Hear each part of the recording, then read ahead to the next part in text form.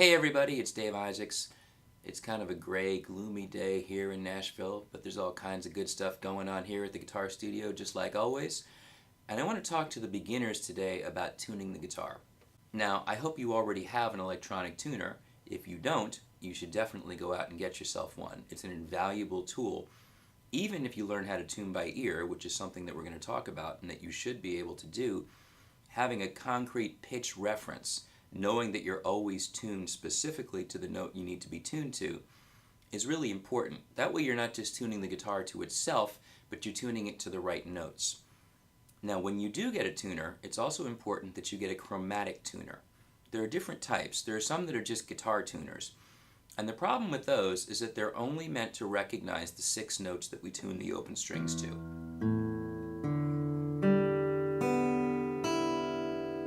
Now that's fine, except the problem is, what if you're way off? A guitar tuner will not recognize the note if it's not one of those 6. So it's really of no value to you in terms of getting yourself back in tune. If you have any interest in working with different tunings, then your tuner needs to be able to handle that as well. So a chromatic tuner is much more valuable than a guitar tuner.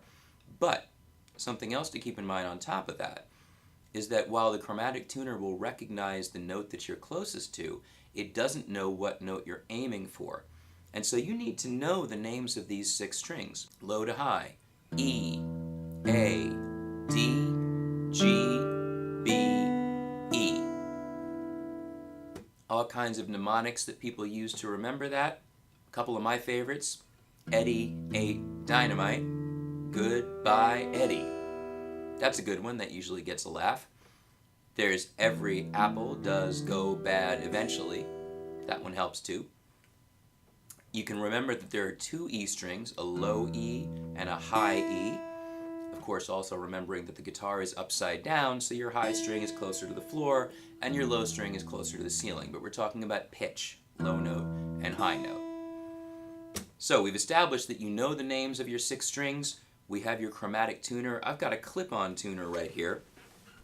This is made by Planet Waves, this one.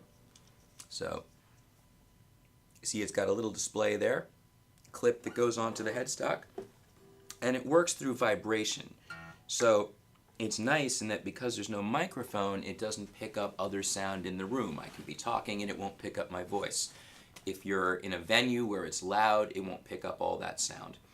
So, it's very easy to tune with on stage and in an unobtrusive way. All tuners are going to work basically the same way. They're going to have either a needle, which will move to one side or the other depending on whether you're in tune, flat, or sharp.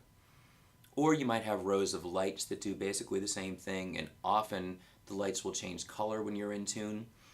In this case, there are bars. It's an LCD display, and so if I'm flat, the bars will be lit up over here. As I bring it into tune, it'll go towards the center, and the color will change from red over here to green when I'm in tune, and then if I keep going too far, the bars will go over to the other side and it'll turn red again. So I'm going to start with my low E string, and now I've been in the office for a couple of hours, so my guitar is basically in tune, but it's a little bit off. Now my strings are a little bit old. They're not shot yet. They're still usable, and I can still get the guitar in tune.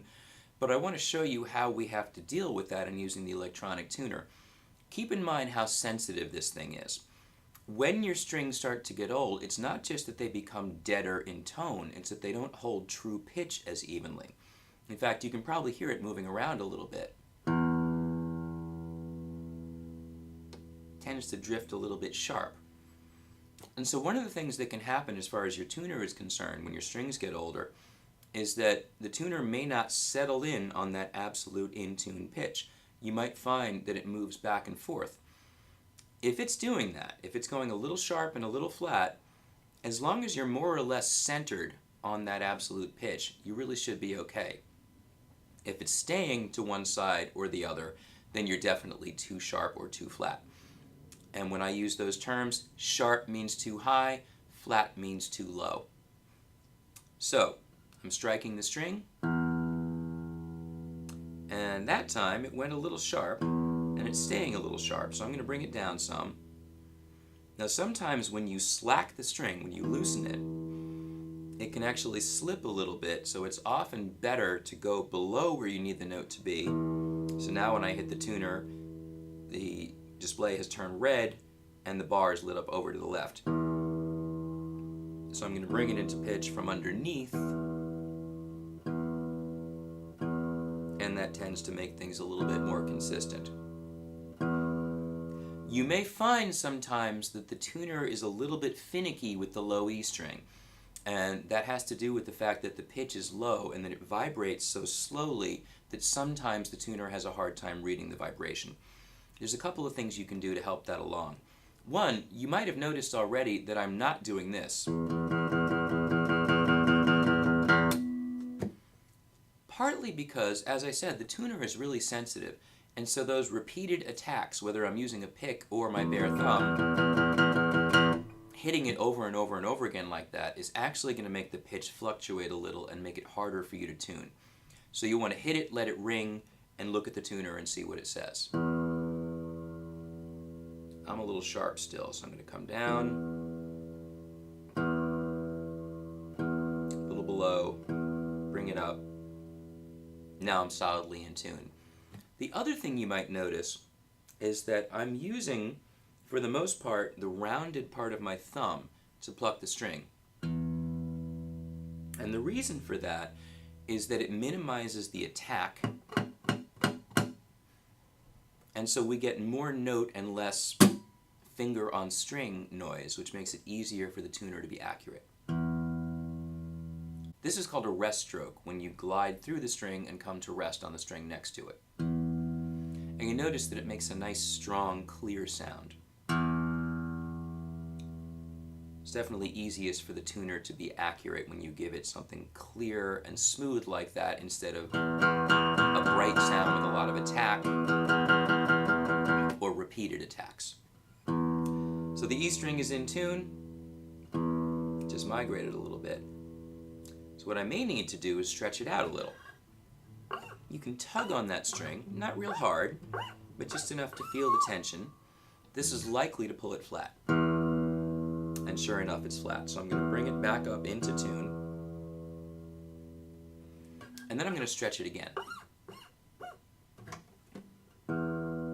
Now it's still flat, but it's not as flat as it was. It didn't move as much as it did the first time I stretched it.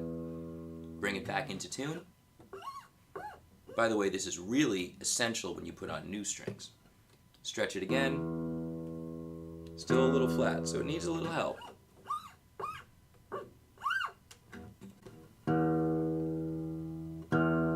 Still slipping. Now sometimes that string is stretching a little bit. Sometimes the string might be slipping up here. Maybe this isn't completely secure and it's moving when you tug on it. But it is often about the string stretching out. And what we want to do is get the play out of it. That's better. So that time when I stretched it, it stayed in pitch. This idea of the string stretching is something important to keep in mind. Remember that this is a wooden box with wires at tension across it. And so there's pressure being applied to the face of the guitar. There's tension on the strings. And that means what you have is this balanced, I don't know what the right word would be in terms of talking about the physics of it, but essentially when the guitar is in tune and stays in tune, the pressure is balanced. Anytime there's a change in the weather, change in the humidity, the air pressure, the temperature, it's going to make the wood and the metal expand or contract, and it's going to throw things out of balance and throw your guitar out of tune. So this is why every time you pick up the guitar, you should tune it. People will come in for lessons and say, well, I tuned it yesterday, or I tuned it before I left the house. But if you tuned it before you left the house, put the guitar in a case, walked outside where maybe it's hotter or colder than it was in the house, put it in the car, drive somewhere else, go outside again, go into the next place that you got to, that guitar has been through several temperature changes over the course of just going from point A to point B. And that's very possibly going to put you out of tune. So it's important that when you do take the guitar out of the case, you tune it every time. And this really helps with this idea of keeping everything balanced in terms of the tension and the pressure across the face of the guitar and across the strings.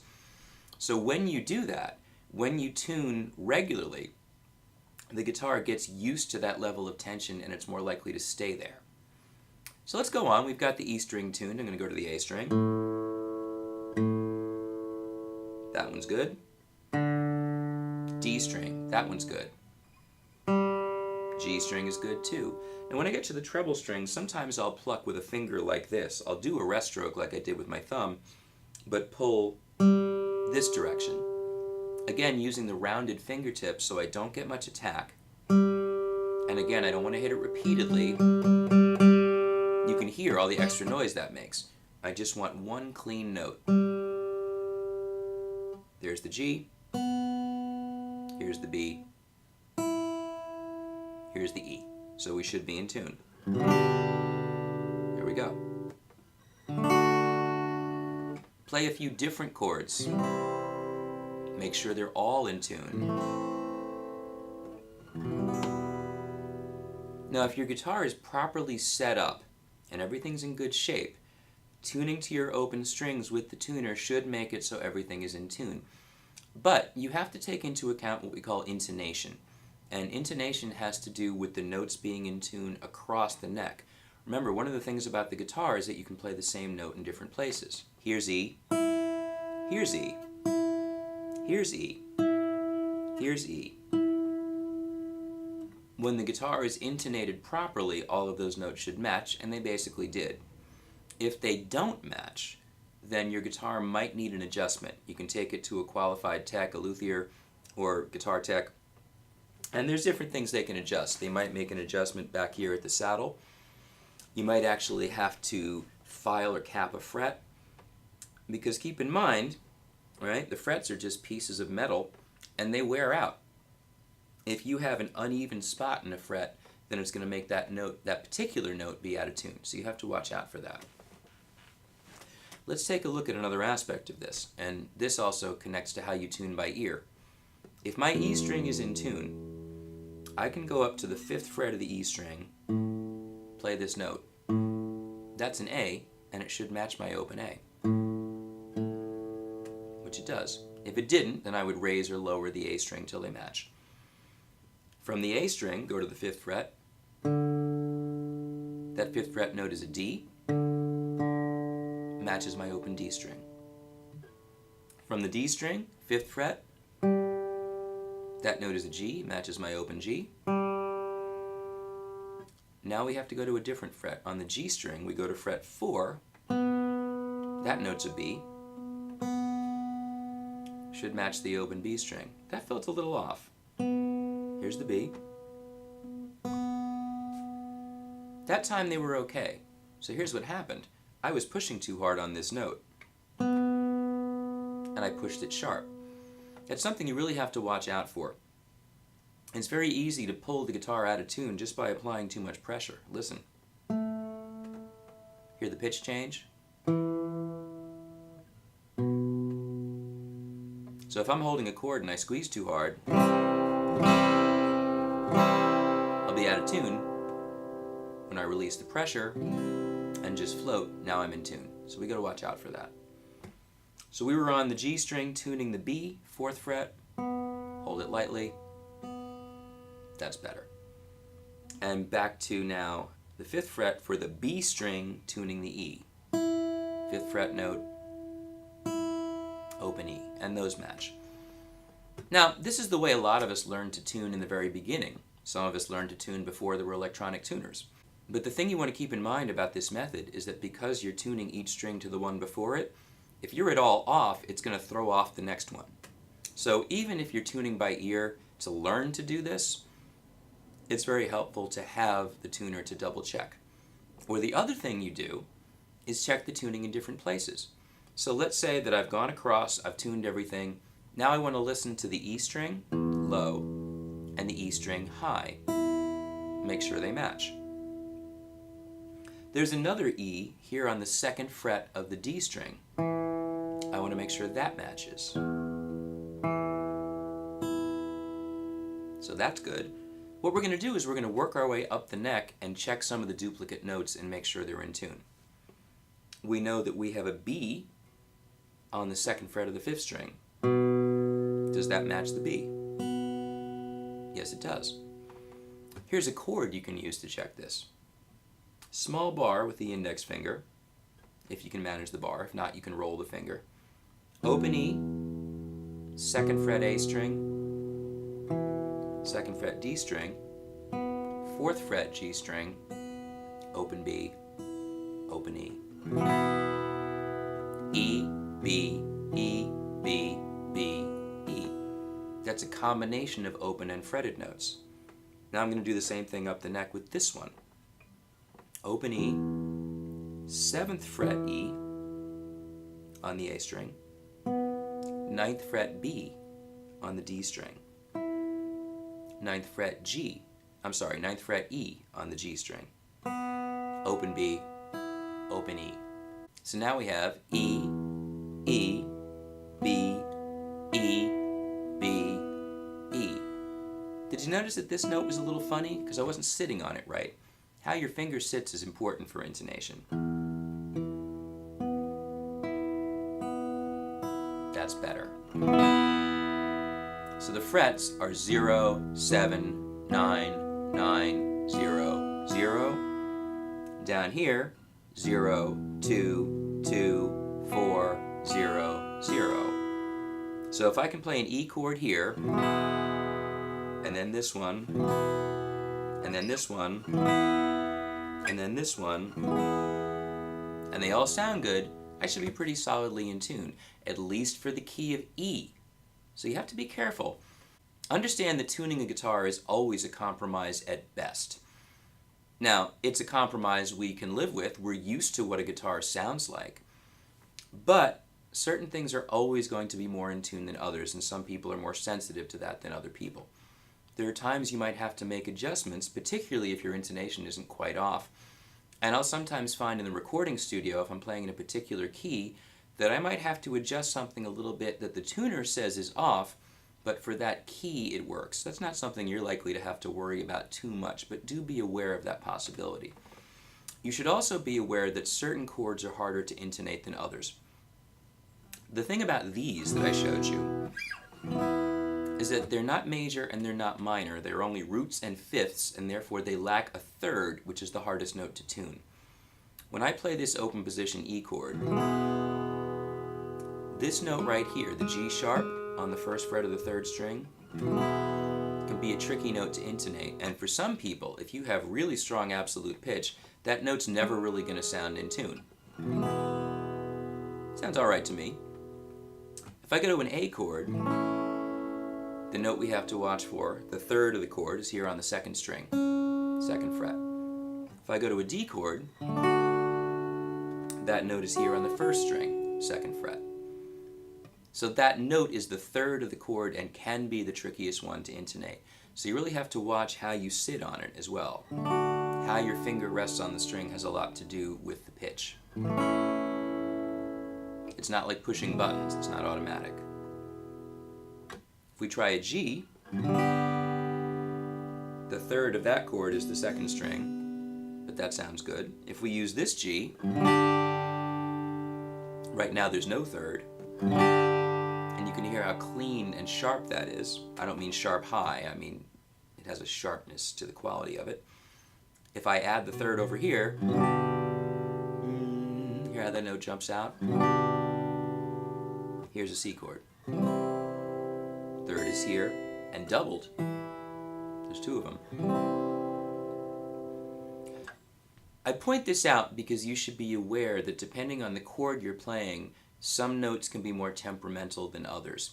So it's possible that your tuner will say that all your open strings are in tune, but when you play the chord, it doesn't sound right. If that's the case, it's very possible that one of the notes of that chord is either off because you're not sitting on it properly, maybe you're squeezing too hard, or maybe you're just not holding the note down well, or it's possible that the guitar does need an adjustment. Maybe that fret's funny, maybe that string is funny. Take it in for a setup. You should have your guitar set up a couple of times a year anyway, and I recommend spring and fall when the temperatures are less extreme and a little bit more stable, because if it's real hot out and you're going from air conditioned inside to hot outside and back. That's going to make things move around a lot. So you have your guitar set up and then you start carrying it around that way and it'll move around again. Same thing goes for wintertime, just in the opposite way. So set the guitar up twice a year. Spring and fall is often, I find, the best way to go about that. So now I just want to show you, we talked about a couple of different kind of tuners. I showed you the clip-on. A lot of people like pedal tuners. This is my trusty Boss tuner. I've had this for years, as I'm sure you can tell. And these are great for tuning on stage because it mutes the sound of the guitar, and nobody really wants to listen to tuning on stage. And it works pretty much like the clip-on does. It just has a different look to it. So this one has arrows and then the light in the middle. So when I'm in tune, both arrows are lit up and the light in the middle is on. And if I'm a little off, let's say I'm flat, see how it's lit up to the left? And then let's see if I can get this so you can see it.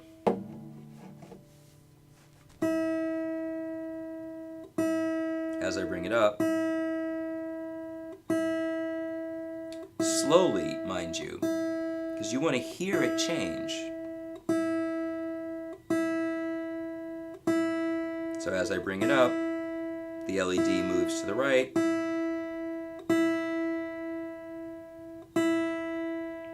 Green light comes on, and there we're in tune. Now, I mentioned how it might move around.